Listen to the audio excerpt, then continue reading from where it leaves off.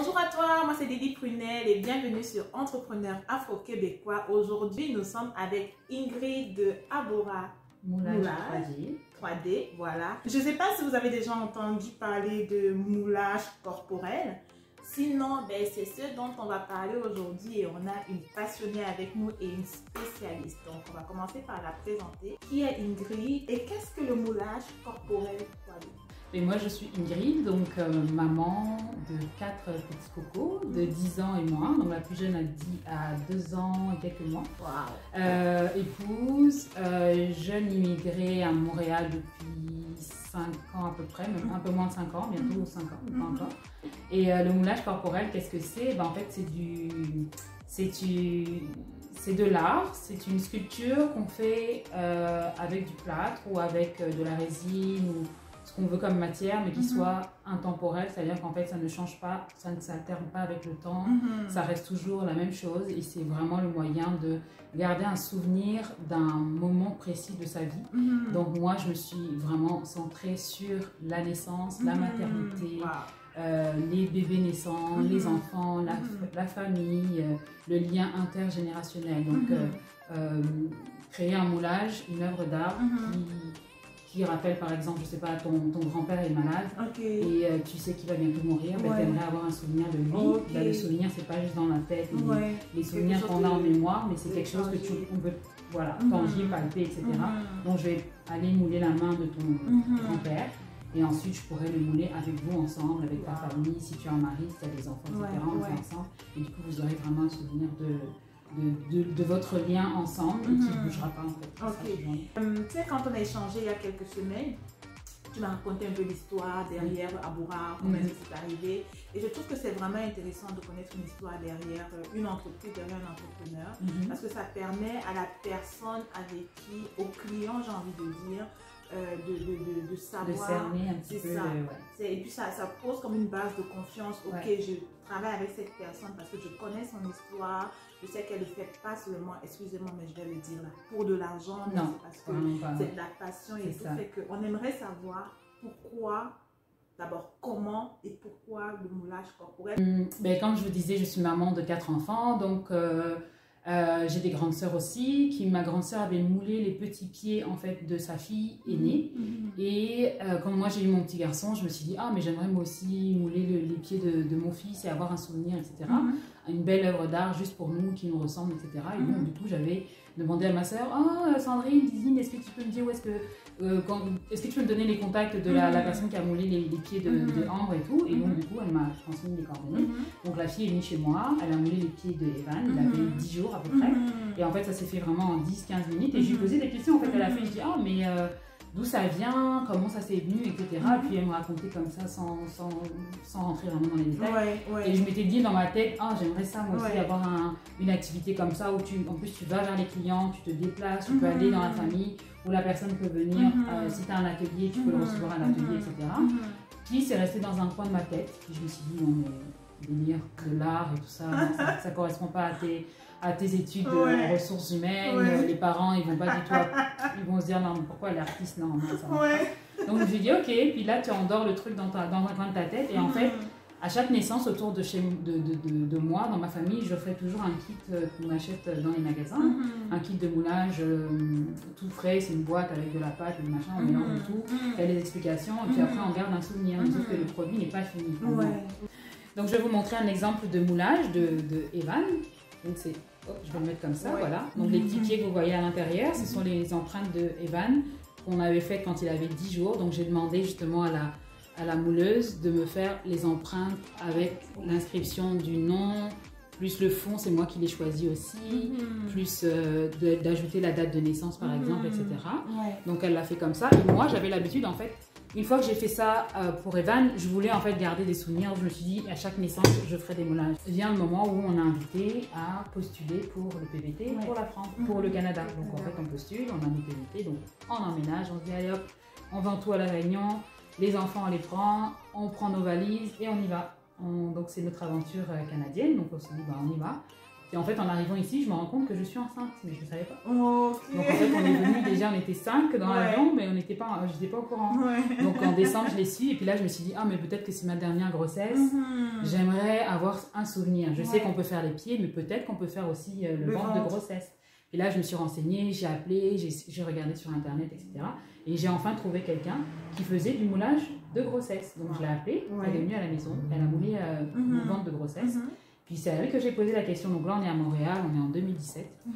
Puis, en mai 2017, et puis là, je lui demande, mais est-ce que c'est possible que moi aussi, je puisse faire ça un jour? Est-ce qu'il y a des formations? Comment toi, tu as fait pour le faire et tout? Et elle me dit, mais non, moi, j'ai suivi une formation en art. Et en fait, à l'occasion de notre formation, j'avais fait comme un cours sur le moulage, justement, le plâtre et tout ça.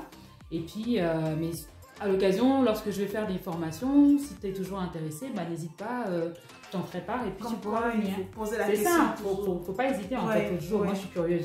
À chaque fois, je pose toujours des questions, même si j'ai déjà... Des fois, je leur dis, je m'excuse si c'est vraiment je suis intrusive, mais c'est juste que c'est tellement génial que je veux savoir comment ça marche. Le 13 mars 2020, le premier cas de Covid chez un enfant se trouve dans l'école où était mon enfant. Donc, l'école ferme. Donc, on se retrouve à la maison. Moi, je travaille pour la fondation de l'école.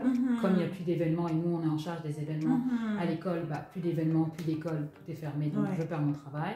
Et là, je me dis, ben, option moulage, peut-être que c'est l'occasion de créer mon entreprise, de me mettre à mon compte, d'être autonome, d'être indépendante. Puis là, je vois passer un post au mois de juin, je pense, ou fin mi-juillet comme ça, où là, elle annonce qu'elle va faire la formation. Et puis là, je dis, mais oui, j'en suis, je viens, etc. Elle me dit, ah, mais tu es toujours intéressée? Je dis, mais oui, je suis intéressée. Je dis, c'est pas une blague. Oui, je vais absolument le faire. En plus, j'ai encore des enfants, je peux m'entraîner sur eux. Ma fille, elle a juste 1 an, elle vient d'avoir 1 an, donc je veux absolument le faire. Puis je m'étais déjà entraînée à le faire. En fait, j'avais acheté pareil encore un kit en magasin. Mais je me disais, non, j'ai vraiment envie de prendre la formation, d'avoir la technique, d'avoir les compétences, etc. pour le faire. Le matériel et tout. Et puis je me lancerai. Et puis voilà. Mi-juillet, j'ai fait une journée d'information sur l'entrepreneuriat féminin. Et en août, mi-août, j'ai commencé ma formation en moulage. Et en septembre, j'ai commencé la formation de 3 mois en entrepreneuriat. Et en fait, en octobre 2020, j'ai créé mon entreprise, je me suis enregistrée. C'est-à-dire que, en fait, moi je trouve que c'est vraiment beau. C'est-à-dire que quelque chose que tu as vu il y a comme des années. C'était endormi au fond de ma mémoire. Je me suis dit, endors ça, tu peux pas le faire, ça marchera pas. C'est des croyances que tu fais taire parce qu'on te dit, ben non, ça marche pas. Tu as une éducation qui te dit, ben tu fais des études dans tel domaine, il faut que tu restes dans ce domaine-là, tu t'éparpilles pas, tu fais pas ci, tu fais pas ça. Et au final, je me rends compte qu'en fait, j'ai toujours été en fait, curieuse de tout ce qui m'entoure et ouverte toujours à l'aventure, à faire des choses et à jamais se poser des questions de se dire mais pourquoi je ferais pas ça en fait? Pourquoi elle le fait et pourquoi moi je peux pas le faire? Pourquoi lui le fait et peut-être que moi aussi je peux le faire? Donc, il suffit juste d'avoir l'information, la formation, tu te lances en fait. Donc, et donc là, on a une entrepreneur épanouie. C'est ça, carrément, Là, on va aller voir le concret et on va passer à l'action parce que tu vas nous présenter un peu le matériel que tu utilises. Et je suis là. On va faire un test sur elle. Pas de cobaye, non, t'es une cliente. C'est ce que j'allais dire. Et puis je me suis arrêtée. Non, moi je suis pas cobaye là. Non, je suis une cliente. Et puis on va faire. Qu'est-ce qu'on va faire sur On va mouler ta bouche. Ah, ça va être excellent. Donc voilà. Donc on va regarder un peu, on va prendre quelques photos là, de filmer un peu les œuvres qu'elle a déjà eu à faire et puis on va passer à l'étape atelier. Go. Ouais. Allez, c'est parti. Ok. Donc nous voilà en tenue d'atelier, c'est ça? Exactement. Je me suis changé la magie de réseau. Et donc là c'est mon petit ventre de grossesse, ma 3e grossesse. Donc attends, ça c'est ça qu'on appelle le moulage. Oui, là c'est le moulage fini. Moulage corporel en 3D. 3D parce que quand je me mets de profil, ça ressemble vraiment à la forme du ventre, etc. Donc c'est vraiment, voilà, c'est moi en fait, de ma grossesse numéro 3. Et donc là, on a d'autres petits moulages de grossesse aussi. Donc là, c'était une maman enceinte de jumeaux, garçon-fille. Là, c'est une maman enceinte d'une petite fille. Et en fait, le moulage, je le fais à partir de la 35e semaine. Pour vraiment avoir un bel arrondi du ventre de grossesse. Parce que juste avant, ça dépend des femmes. Après, il y a des femmes qui peuvent avoir comme un ventre plus ou moins apparent. Et il y a des femmes, à partir, c'est pour ça qu'on se dit, la moyenne, 35 semaines, on est sur le bras, vraiment un bel arrondi, une belle bedaine de grossesse. Et là, on va avoir le ventre. Donc là, c'est des petits jumeaux à l'intérieur ici. Là, c'est une petite fille qui était à l'intérieur. On voit que tu personnalises. Donc, là, c'est du... C'est à la demande, c'est ça. En fait, là, c'était une bedaine que j'avais en attente. Mais en fait, j'avais fait une petite, j'avais une petite bosse dessus, donc j'ai remoulé en fait. J'ai refait le même procédé que l'empreinte sur la personne, etc. Ouais. Du coup, je l'ai faite sur la bedaine que j'ai ici. Ok. Et donc, moi, je lui ai donné son moulage et j'ai gardé ce modèle-là pour pouvoir justement travailler, faire des essais. Et donc là, en fait, j'ai voulu proposer justement une personnalisation avec du wax. Donc là, c'est du wax que j'ai posé dessus. Là, il y a un tissu celui-là, par exemple, le tissu, il n'est pas encore fini, mais en fait, je peux le présenter comme ça, ou alors vraiment coller, comme moulé avec la bedaine. Donc là, c'est vraiment cet exemple-là. Ici, j'ai une autre bedaine un peu plus bas. Je veux descendre. Ici, ça, c'est mon premier moulage que j'avais fait pendant ma formation, justement. Juste un instant. Oui, vas-y, je peux la monter comme ça. Ouais. Oups. Excellent. Voilà, donc ça, c'est un moulage de grossesse aussi. Elle était enceinte de 35 semaines.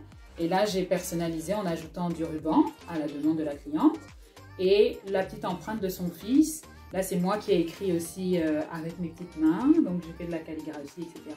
Puis après, on vernit le tout. Et donc, ça fait un joli rendu comme ça. Donc, on a vraiment l'empreinte du bébé. Et puis, le moulage, vous voyez les détails avec le nombril et tout. Donc, voilà. Donc, c'est vraiment à la demande de la cliente, que ce soit au niveau de la couleur, que la personnalisation. Je peux reproduire, je sais pas, un tatouage ou un dessin particulier. Si vous voulez une fleur d'hibiscus, par exemple, je vais la reproduire dessus et je vais le peindre directement sur la bedaine. Donc là, j'ai d'autres modèles. Par exemple, oui. Là, j'avais fait un essai avec une amie et son bébé. Donc, c'est la main de son fils dans la sienne. Wow. Et c'est ça. Donc, on va passer à l'atelier. Oui. Moulage de ma belle bouche. Ok.